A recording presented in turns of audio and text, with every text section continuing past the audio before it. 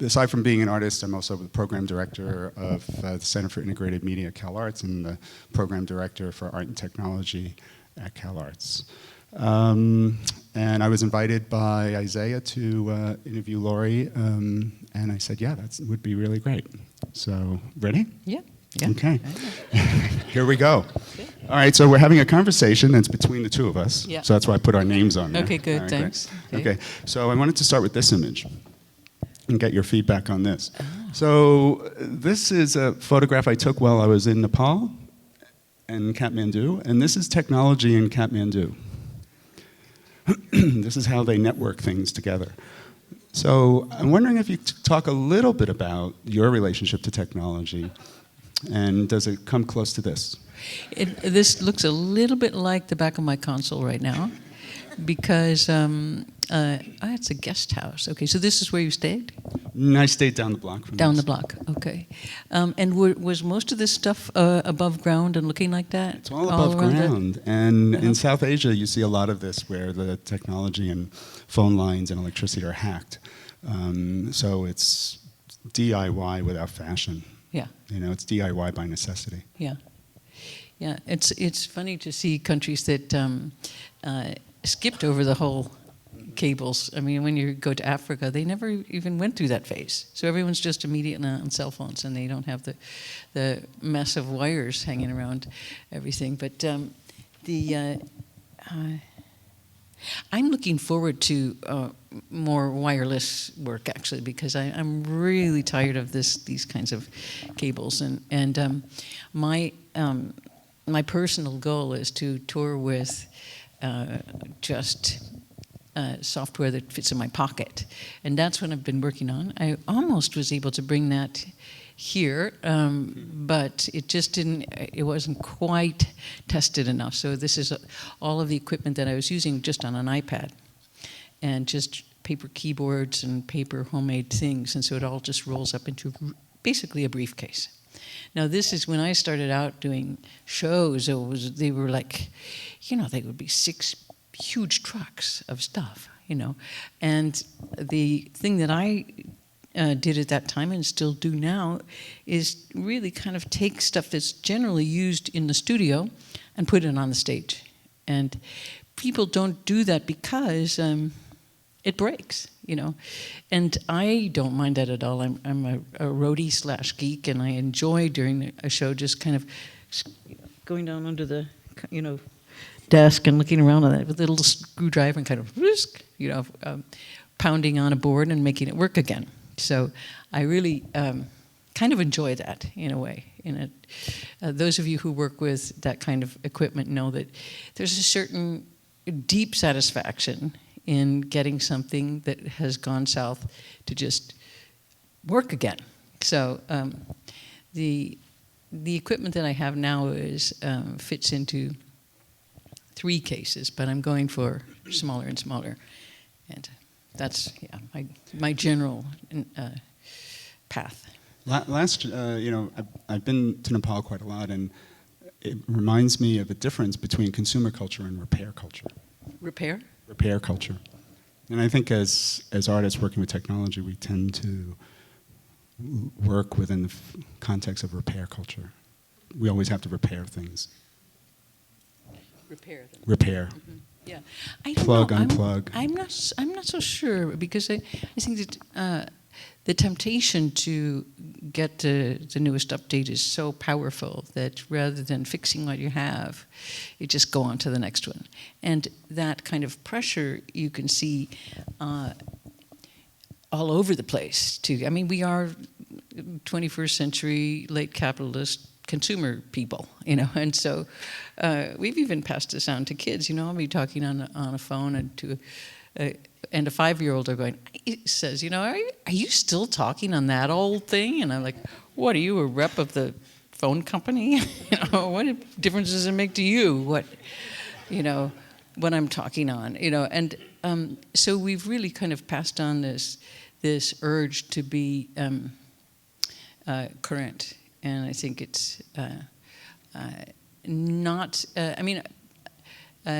it's really fun to have fast, speedy things.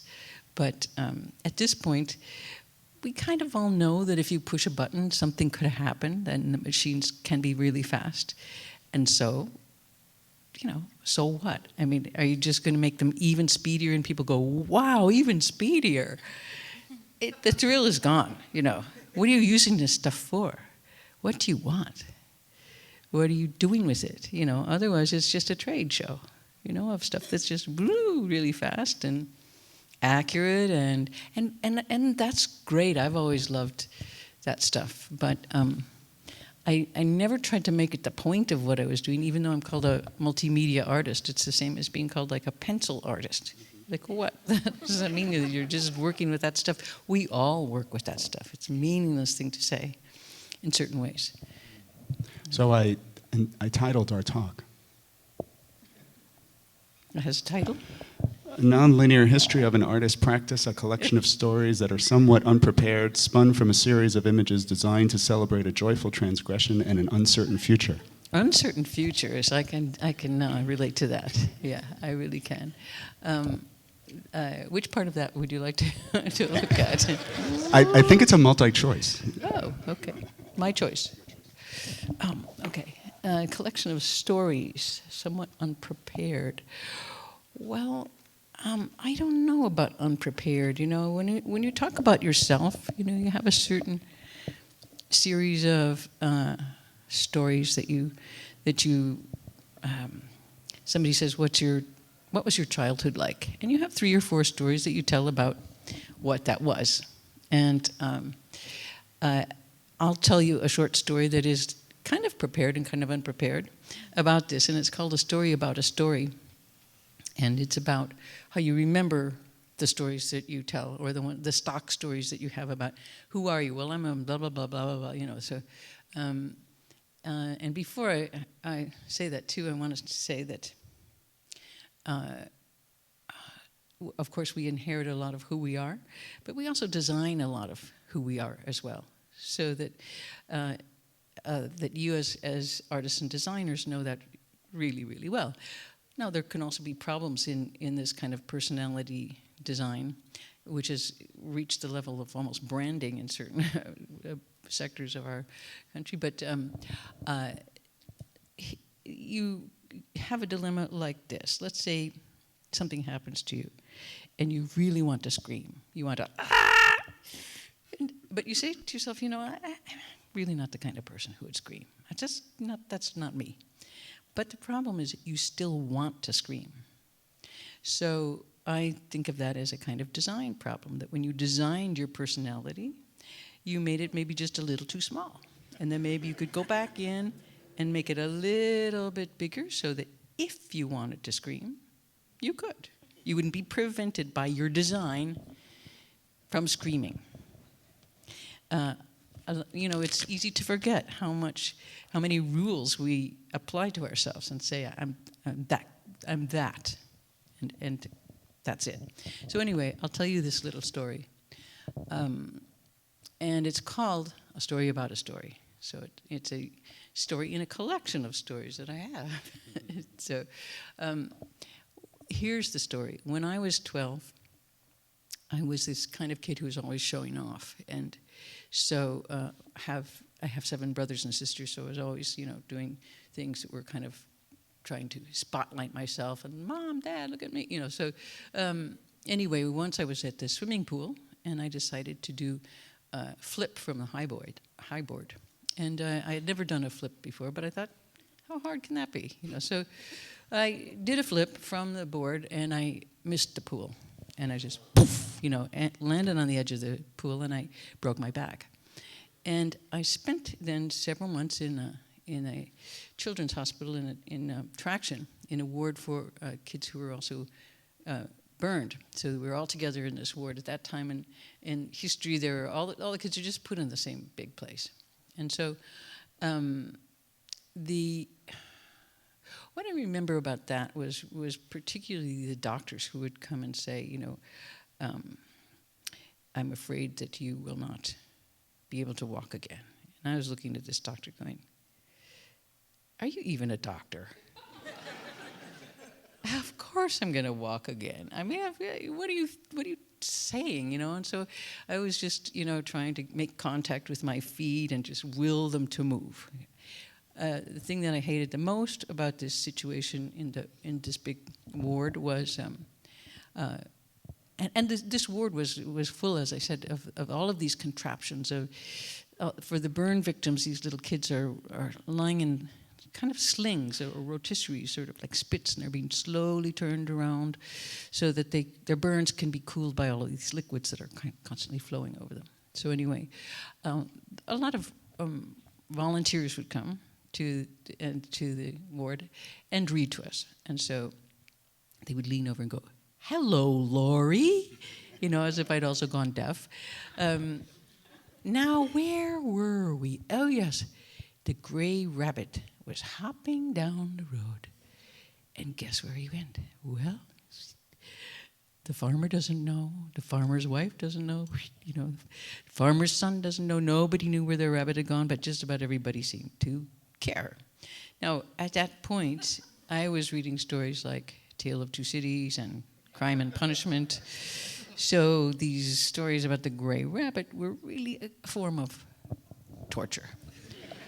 And anyway, eventually I did learn to walk again. I had a huge brace that I wore for 2 years, metal brace up to here, and kind of Frankenstein design. And I was very kind of proud of that because I was JFK also had a bad back, and I had a bad back. So it's like, anyway, much later, when somebody asked me what my childhood was like, I was just describing this situation. Like I said, you're bringing up your story about your whatever, and I was talking about the ward and all the kids who were the burn victims, and suddenly it was just like I was back in this ward, and it was because I heard suddenly all of the sounds of what it was like, and the smells, and this smell of intense medicine, and these sounds that you'd hear all night of children crying and screaming, and all of these sounds that children make when they're dying. And then I remembered the nurses who would come and make up the beds and never talk about the children who disappeared, and they would just be, cleaning up around the ward, and then I realized, that I had just remembered the part that was about myself and my own situation, and then I'd forgotten all of this other, all of the other things about being there, and that the way that you can, you get your story, and then you tell your story, you get your story, and every time you tell your story, you forget it more. And so this for me was, I'm somebody who looks at stories and how they're told, and so when I have my own kind of things that I have about my own life, then you figure, well, okay, that's a story about a long ago self, and now you're telling it. So what are the dynamics there? Now, all of you as artists and media people are on some level working with this structure of stories, in whether it's in imagery or sound or something. So, and also in this retelling of it and communicating to another person this story. So those are the things that I'm kind of fascinated by, other than just the story itself or the mechanics of retelling it. Well, it's really interesting because that was the first question I had for you, was about stories. So, but we can work this earlier question in about your background, because the next slide is the beginning. So, you're from Chicago. Yeah. This is the 1890s Chicago World's Fair. Wow. Talking about stories and how stories are formulated. The first hamburger also. Yeah, and also the invention of the Ferris wheel. Mm-hmm. Yeah. So when you're talking about stories, you also, when growing up, were very interested in spoken word records. You didn't listen much to music, even though you were trained as a violinist, but you liked to listen to the spoken word records in your father's record collection. Well, he didn't really have a collection, but I did get some records that were, and I think that's what you mean. There was some records that were old records from World War II that I found in some... Letters from Dad. Yeah, they were letters from Daddy to his children, and they were used. You know, I guess kids in World War II bought them and pretended they had a dad who thought about writing to them or recording a record for them, and they were just they were lovely records. They didn't really talk about what it was like to be in a war, but really much more about this feeling of missing the kid and this kind of thing. So I loved those records because they were so full of what I love about language, which was just the rambling quality of it. It wasn't really scripted. It was somebody who was just saying, and then that reminds me of... and I enjoy this very much. It's one of the reasons that it's hard for me, and always has been hard to write lyrics, because they leave so much out and they need to be in a meter that is sometimes really too dominant for what I like to say. And so a lot of the things that I'm working with now have to do with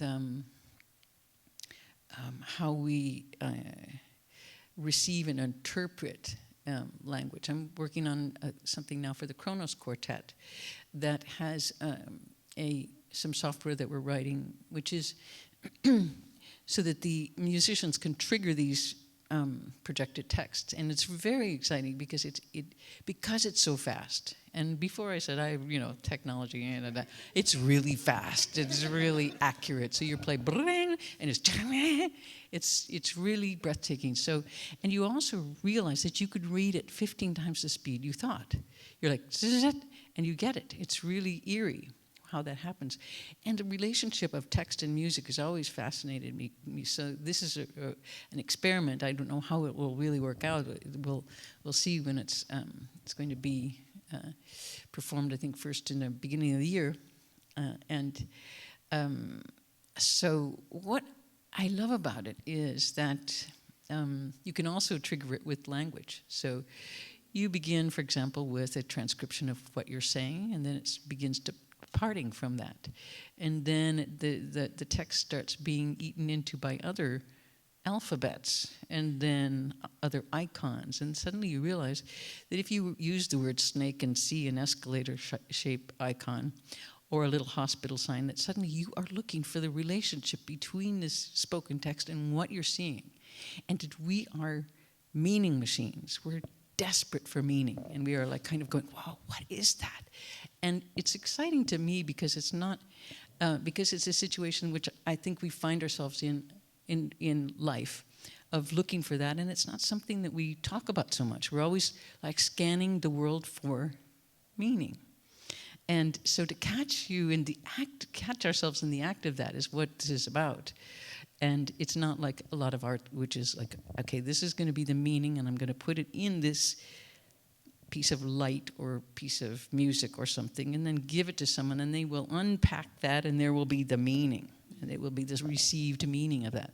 So this is really a very different approach to that, and it's about trying to see what that relationship is in a very skiddy sort of like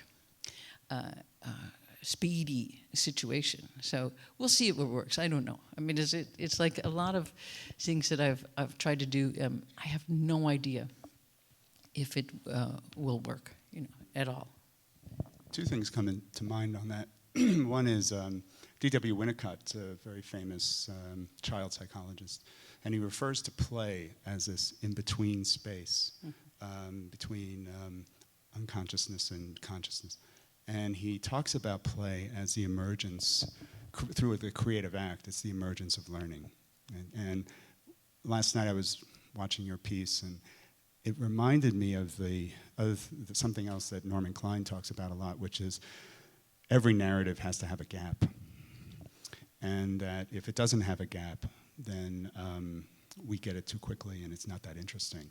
But what you're talking about is a search for meaning, but also the activity of searching for meaning is something that's interesting to us. And that's, for me, kind of the fun part. Once you land on the meaning, often it's, as you know, a little bit disappointing. You're like, that's what it comes down to? Life is so complex and so full of change that to find a meaning is just they're very elusive, these things. And so I think the search for that is an interesting part. But also what you mentioned about the gap, I think that's what I was saying before about lyrics in music. You know, everything has to land on a stress point. Has to rhyme, and then you're like, oh my God, this is like so tyrannical. You know, that it doesn't give you these gaps to kind of go, I wonder what would happen next. You know, jazz sometimes does that. Yeah. But also, when I started doing improv music with John Zorn, because I was just wanted to try another kind of way of doing things, I realized that improv and jazz is kind of memorizing a lot of famous jazz lines and doing them note for note, Dizzy's, whatever, you know, so that actually to come out on a stage and have no idea what you're going to do, that seemed insane to me when I first started to do that. But that's the unprepared aspect. Unprepared, yeah, and the improvisational act. But the other thing about gap that I wanted to say was, it was a little bit why I fell in love with Melville is these ways that the stories would jump, and it has a little bit to do with the jump cut, but the gaps also tend to get pretty wide. So, for example, beginning of Moby Dick, there's a guy who says, you know, I think I would really like to go to sea. But what would I do if I did that? I guess I could be a captain. That would be, or I could, but I don't like bossing people around. I could be maybe like a first mate. I don't really like the swabbing the decks and all this. But I could be a cook, because I love roast chicken. And you know, the Egyptians really loved roast chicken too, because you can tell by their mummies of chicken and roasted river horse and giant ibis in their huge bakehouses, the pyramids. Now, you are on page 3 of Moby Dick. You've gone from New Bedford to Cairo, ancient Cairo. There's whiskey like that. And I think, you know, when you're writing a story, I mean, you tend to sort of do that. Or I mean, when you walk down the street, you tend to do that. When you're writing a story, it tends to have to be more, you know, this comes from that, which things very rarely do. They jump around more. And so when you're trying to decide on your narrative thread, then how do you do it with things that are like a field situation or a narrative line that runs through it? So it's just different, I suppose, styles and approaches to how to tell a story, but yeah. So we're going to move west. West, okay. We're moving west. The college years. Yes. So you were went to busy Mills. last night, because I was like, what are you doing? It's hilarious. Yeah, I was a pre-med student, and I was really loved chemistry and but the thing was that eventually I realized that I was a little bit more interested in the drawings themselves than in what they were supposed to represent. And so the drawings became a little bit more colorful than they really needed to be, and, you know, that just had other things that you could see like around the edge instead of what you could really see, which was just the front. So they began to have, you know, other dimensions, and I thought, wait a second, this is like, and also, as my teachers pointed out, they said, you're not really cut out for this. You know, so it was just maybe do something else, and where seeing around the corners is something that would be more of an advantage to you than, just trying to. Now, as I try to use journalistic ideas and approaches in my work, I really appreciate the approach of a journalist who is trying to see things, like many artists, as they are. Not as you think they should be or they could be, but really the way they are is, in general, a lot weirder than the way you think they could be. If you really, go into it and try to find out and keep asking yourself, what is this? What is this? And keep trying to really answer that as well as you can. So, yeah. Science is going to come back a little bit later in our little journey here, but is this maybe where science and technology actually started taking root for you? Because you really, at 16, you put the violin away, closed the case, did something else. I did that because I realized that even if I practiced 8 hours a day, I wasn't. It would be a life that was really stressful, and I wouldn't learn a lot of the things that I wanted to learn in my life, like physics, German, other things, So I stopped playing. Now, many years later, I still don't know any physics or German, So, but the true answer to that also was that I wasn't really that good as a violinist. I was more of somebody who would have been. Wouldn't have had this kind of solo thing where you play whatever you want. It would be more restricted than that. So I kind of saw that at the time and didn't. It was one of the first times I realized that I actually didn't have to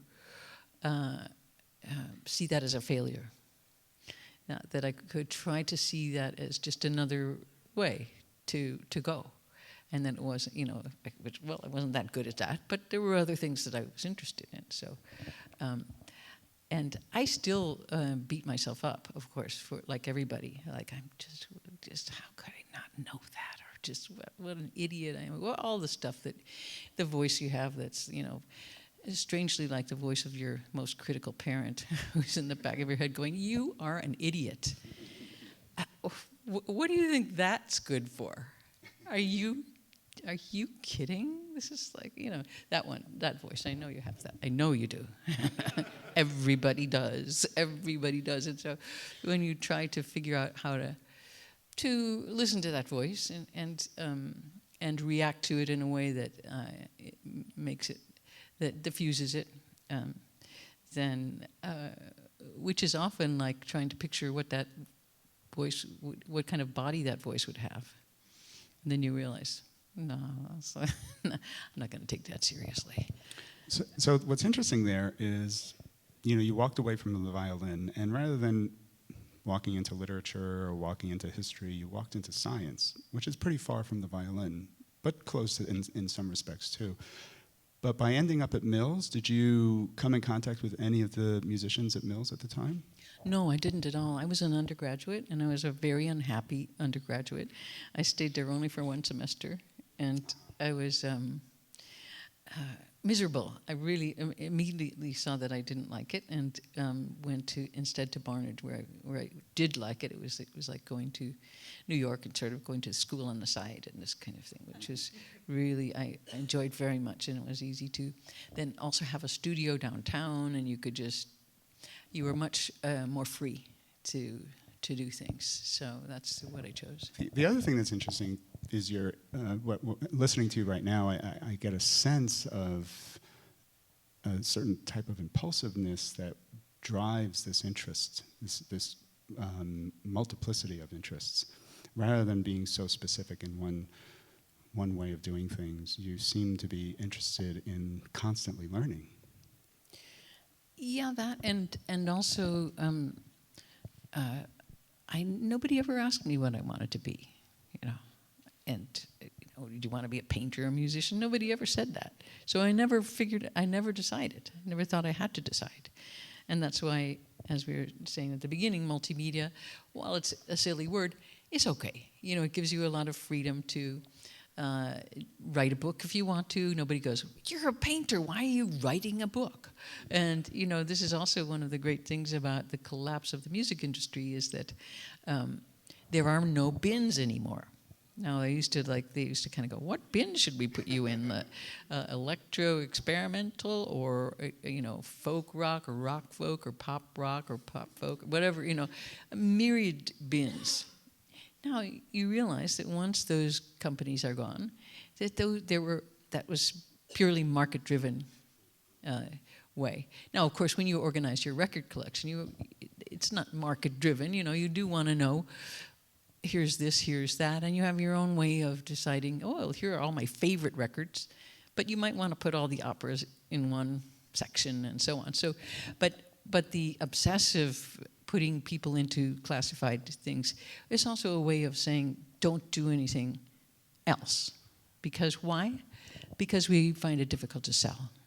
That's the answer. So I realized, you know, instantly, well, this is like, once you're out of that system, then you have more freedom to try other things. And in academia, we refer to that as disciplines.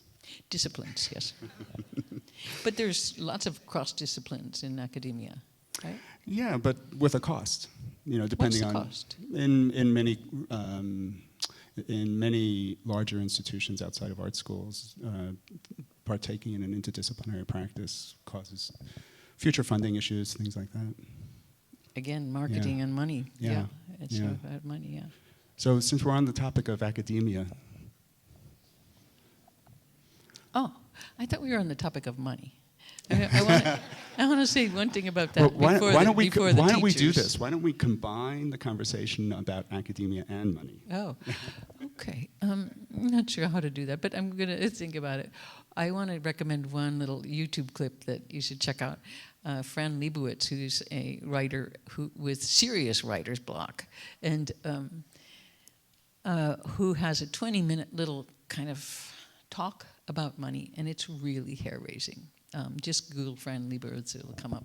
And it's basically like, she basically says, you know, the world now is about money. And she goes through all sorts of different worlds: economic world, social world, academic world, art world, music world, fashion world, medical world, engineering world. And you start going, oh my. At first I thought, that's ridiculous. And then it was so eerie to hear all of those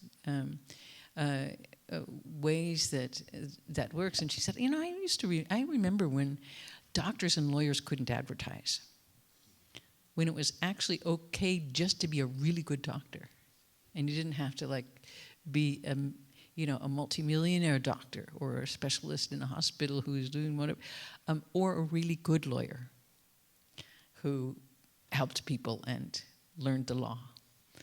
And then she just traced this moment when they were able to take out ads and money became the way that we evaluate each other. It's really hair-raising. I mean, I'm still trying to think of what I think about it. In terms of teachers, this of course is Saul LeWitt, and who is my teacher at School of Visual Arts. And one of the things that I remember most about him, who I really thought was just a wonderful poet and sculptor, was once I was included in a sculpture show as a young artist that he was also in Rome. And so I arrived in Rome and for the show with my stuff. And there was nobody at the big venue. There was no one there. And I kept looking around, finally found someone. I said, what about the show? And they said, well, there's been a little postponement of the show. And I was, what do you mean, like? And they said, well, it will open in 2 weeks. And I said, 2 weeks? But I'm here now. And they're like, yes, you are. In Rome.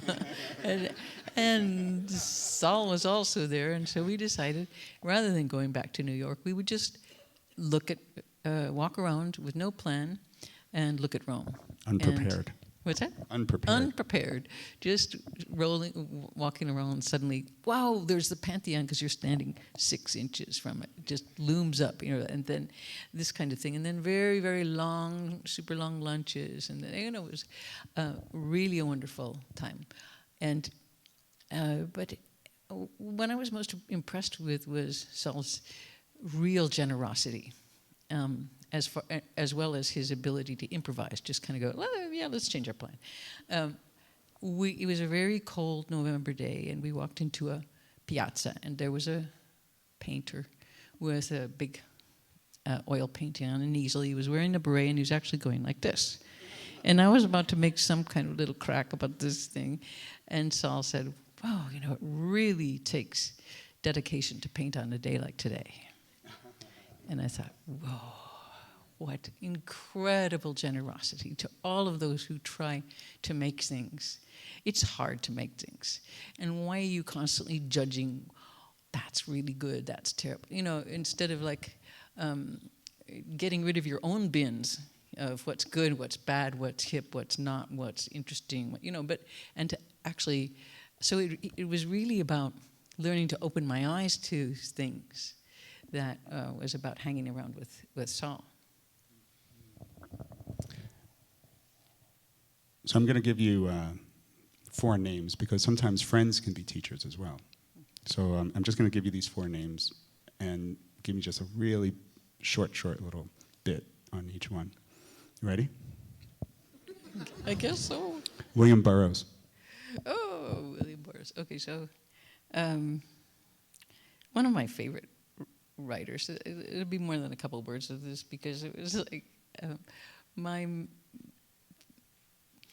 brightest memory of him was at the Nova Convention, and that a big celebration of his work that we did in New York, and we had a lot of.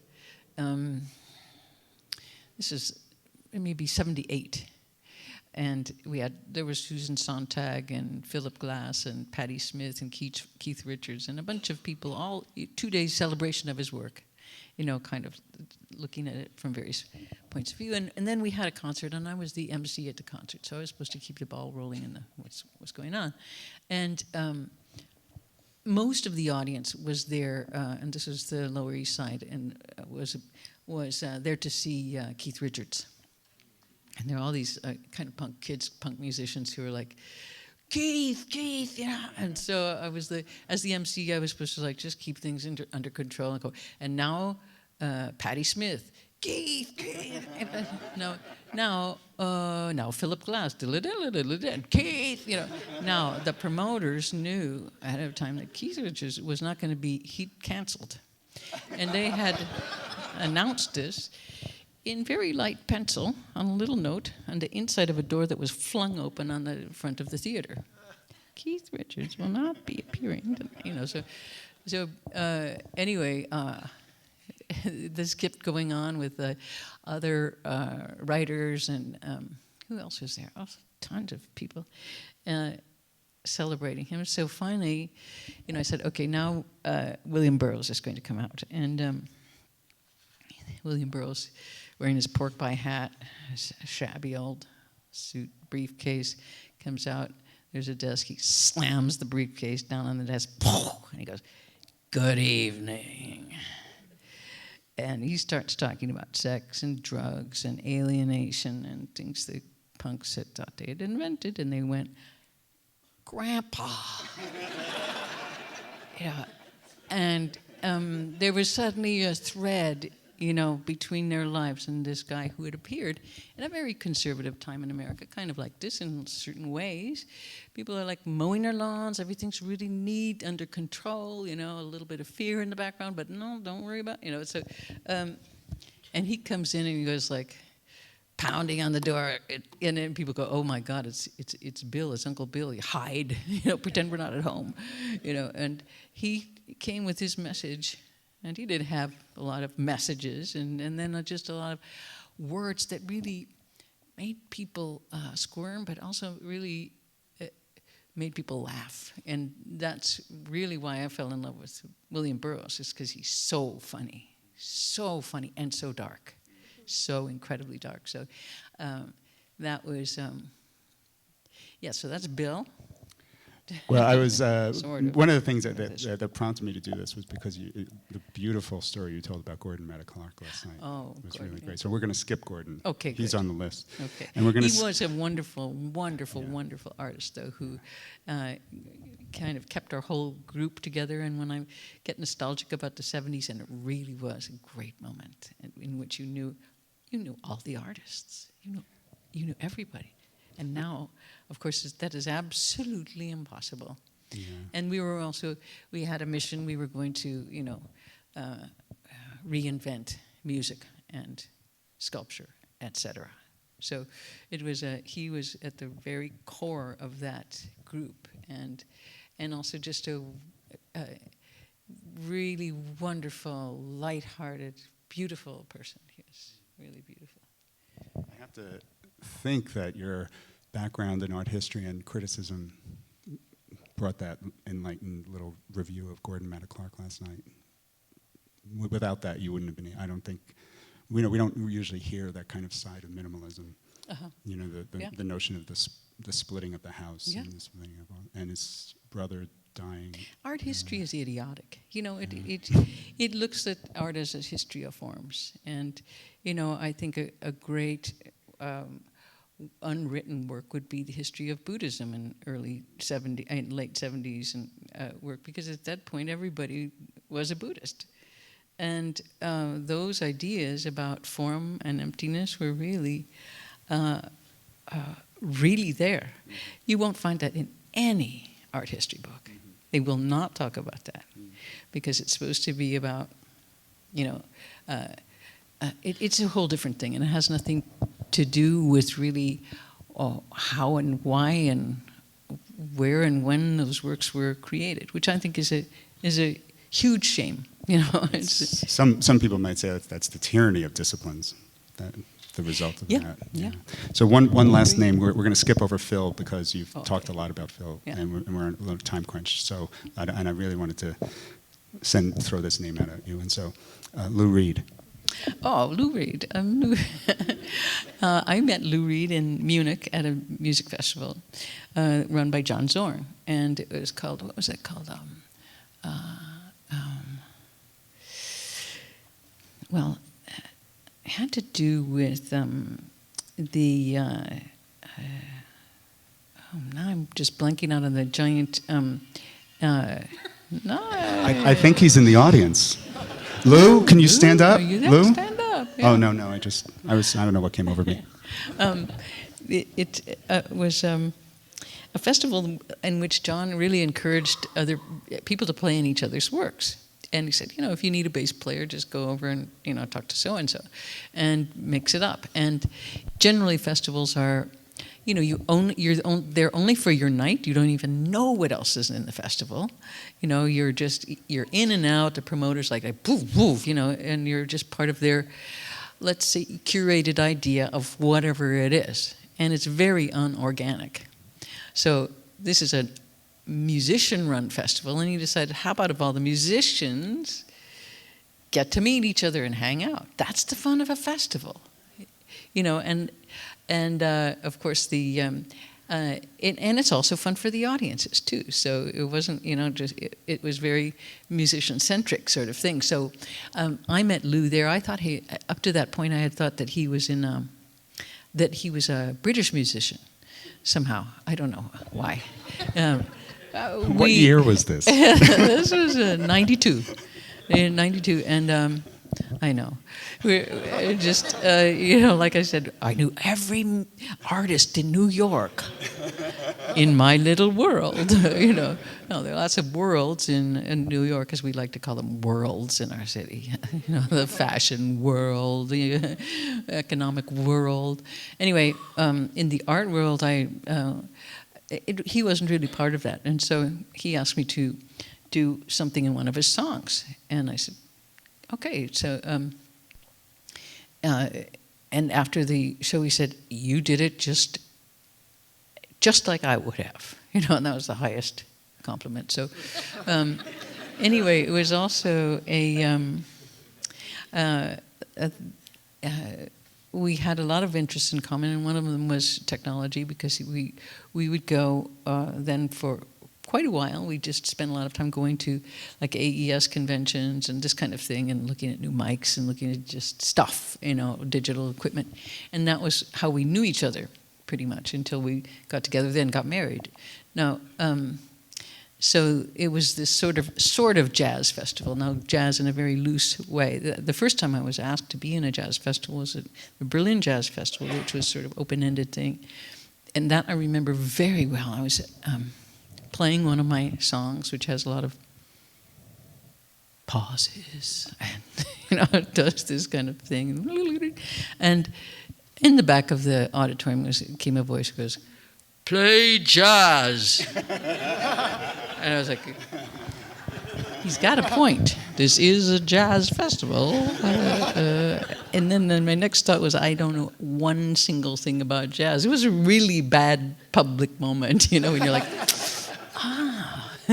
So, but I think that festivals that are a little bit broad like that really are really interesting, because they give people a chance to get, again, out of their bins, because the way music, for example, is sold in the United States is based on, again, on money. In New York, for example, opera is, the people who go to opera, for the most part, are the ones who have the clothes and the money to do that.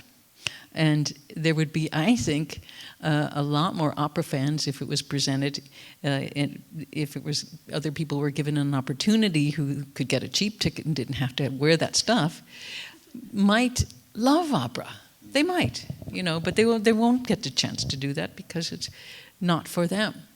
And so, same with the opera fan, who might love to go down to the Stone and check out an new electronic improv group. But they're never going to do that because they would just stick out. So, presenting things is really an art form. And I really love to see when it's done in a way that's really inclusive and a little bit crazy, so that you're like, have this kind of, what kind of combination of things that pushes at the boundaries of what it's supposed to be. So I'm going to give you a choice into the question about the question that you brought up to us earlier. So, wait, before we do that, did you really hitchhike to the North Pole? I did. That's it. Okay, good. The magnetic North Pole, not the geographic. No, that's okay. That's good. Okay. They're different. I just wanted to clarify that. Why don't you tell us your question again, and then hold on. We have hold on. Where's the here? Can you pass that down? You might have to turn it on.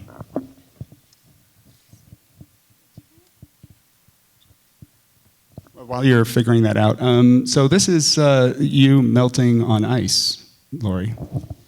And I always wondered, who were those guys in the background? This is a very famous photograph. Yeah, the guy in the pork pie is a guy who showed up. These were shows that I used to have a violin that had a cassette inside and it played endlessly. And so 1973, right? 75, and 75. So I needed a way to end the show. So I wore these ice skates with their blades frozen into blocks of ice, and when the ice melted, the show was over.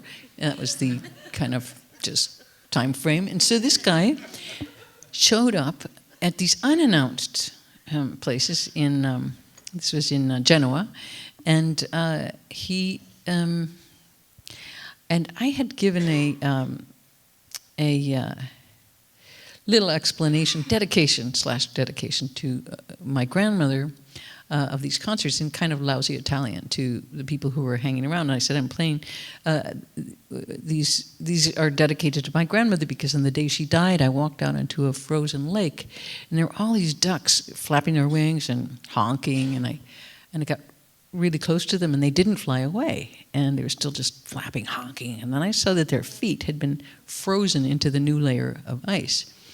And anyway, this guy was explaining to newcomers in the crowd, she's playing these songs because once she and her grandmother were frozen together in a lake. And that seemed to make sense to the audience. They were like, okay, see. And so that was So it had nothing to do with your hitchhiking to the North Pole. Everything has to do with everything. Everything, of course. Which then now leads us to this question. What is your question? Well, I guess my question was what it feels like in your experience being a woman in performance art and technology. Because, like, personally, I've experienced, I'm like, oh, it doesn't matter. Like, I'll just go on doing this. And then slowly you feel it kind of pushing back and kind of, like, not being ignored, but, like, just certain tendencies that seem to happen. And just your experience with that. Well, when I think of myself and try to define myself, I define myself as an artist first, a New Yorker, and then a woman. Yeah. Now, but also I had the advantage of being in a group, and again this group with Gordon and Phil and Trisha Brown and all of these people, where it was extremely egalitarian. And we would not for one second think, oh, he's a man, I'm a woman. We really wasn't like that. Yay! And yeah, women had the power. And it was also coming out of, it was not so far from the 60s, in which there was a lot of things that were not so great about the 60s, but some of the things that were great was a certain egalitarianism. And there is no doubt that women in the United States, whether you're an artist, whether you're a lawyer, whether you're a doctor, have kind of a raw deal. We do. I mean, I'm very sorry to say that, but it's not as easy for women to in certain things. Now, one of the reasons I chose to be an artist was that is not so much of a hierarchy, you know. So, and it doesn't have so much to do with business. In the business world, it's even harder. So I think that now it's not something that I've ever really tried to focus on, and also I think that I trust in this in the world enough to feel that good ideas surface, and that good ideas come from all kinds of people and places and directions. So, but I also am aware that, you know, when I was part of various movements, and Occupy Wall Street has been the most recent one, I do see a lot of inequality in our country, and so I also have a lot of reservations about what artists should or could do about that, because I feel that this idea of that art should make the world a better place is very 19th century. You know, when you say you want to make it a better place, better for who? For you and your friends? For who exactly are you talking about? And what do you mean by better? You know, so now that doesn't mean also that secretly you might want to do that, but I have had a missionary grandmother who tried to go to Japan and convince Buddhists to be Southern Baptists. She did not bother to learn Japanese. It was a complete failure. That's a job. Yeah, it was a job. It was a job that she did not do very well. What she did do well was she was very vain. She was a Southerner, and she wore really huge hats that she'd made herself with grapes and violets and veils and all of these things. And the Japanese were like, love the hats. Yeah. So she taught them how to make hats. And she was a really talented gardener and really had a wonderful rose garden. But she saw them cutting bonsai, and she said, teach me to cut bonsai. And they did. And that's a lot. That's a big exchange. To try to change somebody's mind or their perceptions. You know, when I think of artists changing the world, I kind of think of Dylan, who, for example, did songs about losers. You know, and he kind of romanticized losers, and they hadn't really been romanticized before. And we're all losers at certain points in our lives. So it was great to have this, like, suddenly a song for you, you know. And so I think that the creation of empathy changes the world, and it changes things politically, economically, all sorts of ways. And if art is about creating that, indirectly it is about reshaping things. Of course it is, you know. And but directly, now when we formed a group called Occupy Art, and we did an event last December at Lincoln Center, centered around Satyagraha, Philip Glass opera, which is about the life and times of Gandhi when he was about the time he spent in South Africa, designing his form of civil disobedience. And so we thought, well, okay, what does civil disobedience look like today in the Empire State? And so we decided to do an event called Occupy Art, and a bit in collusion with Phil and the designer and the stage designer of the opera, because we were going to we almost made it, you know, in the opera there's a lot of clips of Martin Luther King and various social various demonstrations, and so we said, how about just put an Occupy Wall Street demonstration in there, you know, and just kind of slip it into the opera. Oh, didn't quite make that, but what happened was, and you have to picture this, a really cold December night, really, in Lincoln Center, very glittery, fancy, beautiful, sparkly night, and all of these opera goers are flooding out of the opera. They've just seen an opera about Gandhi and civil disobedience, and whoop, what's there? The whole plaza is surrounded by police because they'd had a heads up about our demonstration. And they're like, what's that? Act 5 or what? You know, and all of these people with signs about. Anyway, so what we had decided too was to include Phil in the demonstration. He came, and he read. In Mike's style, in Occupy Wall Street style of no mics, you know, where somebody says, "Hi, my name's John," and then outer circle goes, "Hi, my name's John. Hi, my name's John." The human sound reinforcement, and so he read some of the text from Satyagraha, which is in Sanskrit. Fortunately, he read it in English, and it was really hair-raising because the text is things like, you know, when your government breaks, when your government breaks, when your government breaks. At what point do you stand up? Do you stand up? And it was like, and you realize we're not the first government that broke. You know, this is a text from 2,000 years ago, thousands of years ago, and it was really a great question. At what point do you say something? What is the point where you stand up and say something, or do you just kind of go? I mean, one of the reasons I included the NDAA in this Performance Dirt Day is really because I feel kind of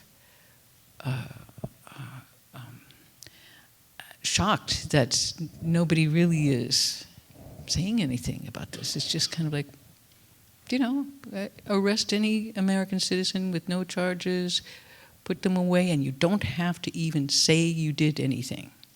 That means that a lot of the people that I worked with in Occupy Wall Street are now identified as domestic terrorists.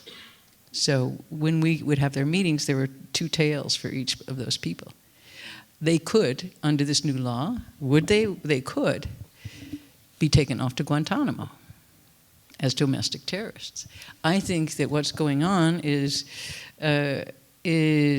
very insidious, and that people are just kind of letting it happen and being very distracted by the elections, you know, and by the other kinds of things as our civil rights are being shredded. Manuel, at the talk yesterday that he gave, said something amazing about Deleuze and Guattari's desire machine, where to desire something requires both the desire for it, but then also the desire to forget where it came from or how it was made. And I thought that was a really powerful thing to talk about. He was talking about child labor in relationship to mineral extraction in the Congo. Mm-hmm. So, we are finished. No. But Just are getting I don't started. know. I mean, are we going to get kicked out? Is that what happens next? So if maybe why don't we just let them? How are you doing?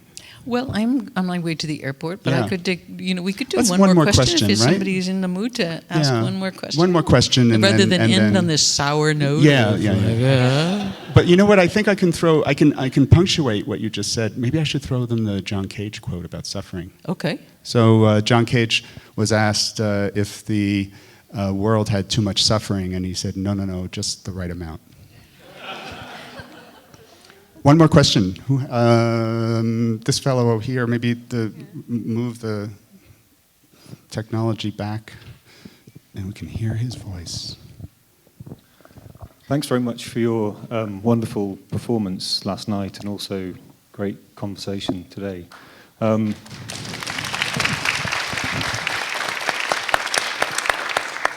think one of the things that kind of underlines the whole feel of it for me is the generosity that comes through.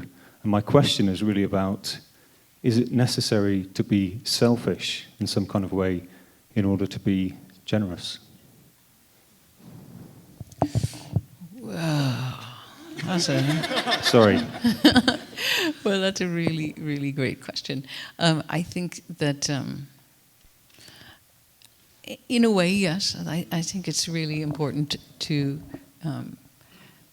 not only just accept yourself, but really like yourself and support yourself. And that's really hard to do because self-hatred is just, it can really just sort of destroy everything, and that so that once you are able to kind of forgive yourself a little bit for being a klutz and whatever else you think you've done wrong, that then it's then that generosity to yourself eases things up a little bit. The Cage thing is, I think, is a really wonderful quote, and I spent a lot of time with him right before he died and recording a lot of conversations. And I had a question that I thought was such a stupid question that I was very embarrassed to ask.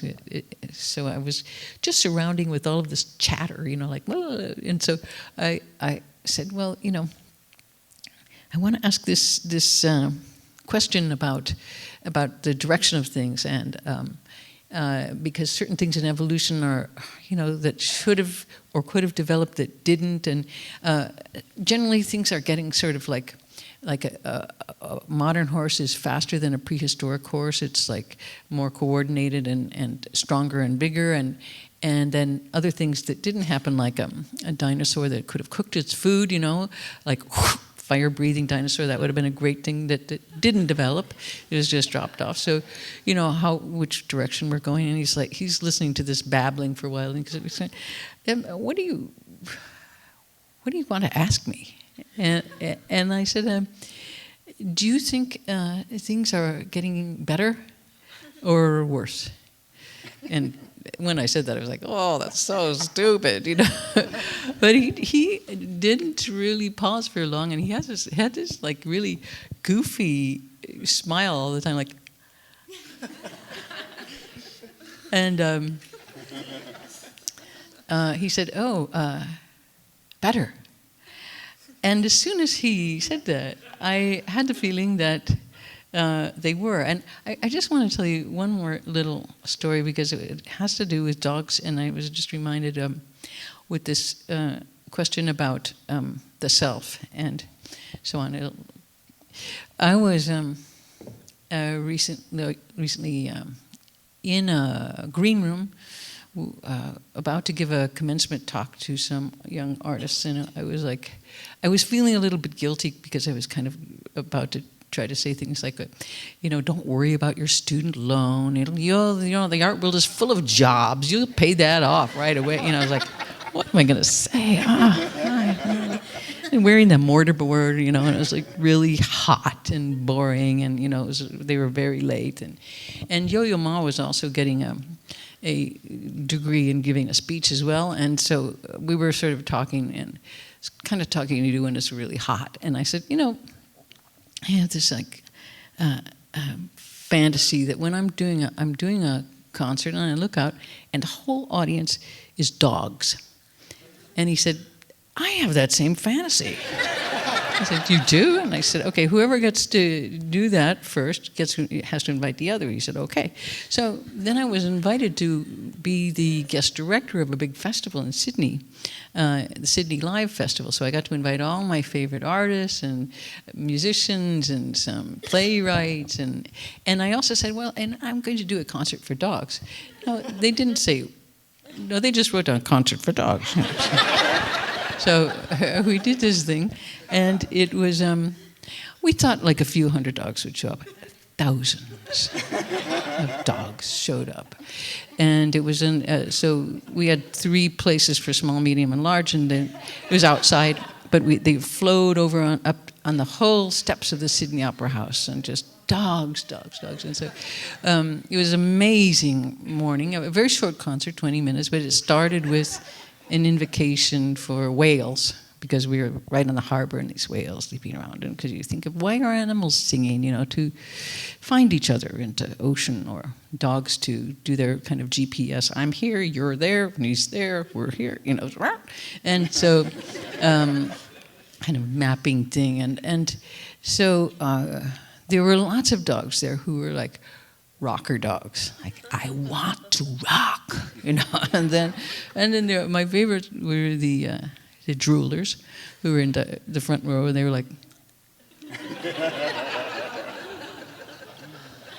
because what was it? It wasn't like a dog run. They hadn't been to. It wasn't an identifiable thing that they were doing, and so there were no dog fights at all, and a lot of vets from Sydney had offered to come, and they had a lot of trucks set up around that had for massages for dogs that would get a little freaked out, and different things, or if they were hurt, or if there were any fights. There were no fights, and there was no barking, and it was kind of crazy. I thought, what? And so at the end, I said, okay, you dogs, we're going to make a little sound. So like all the little dogs, you start barking, like thousands, and then mediums, and the big ones, and the sound was just the most amazing sound you've ever heard in your whole life. It was just pure joy of thousands of dogs barking for no good reason, just because they could,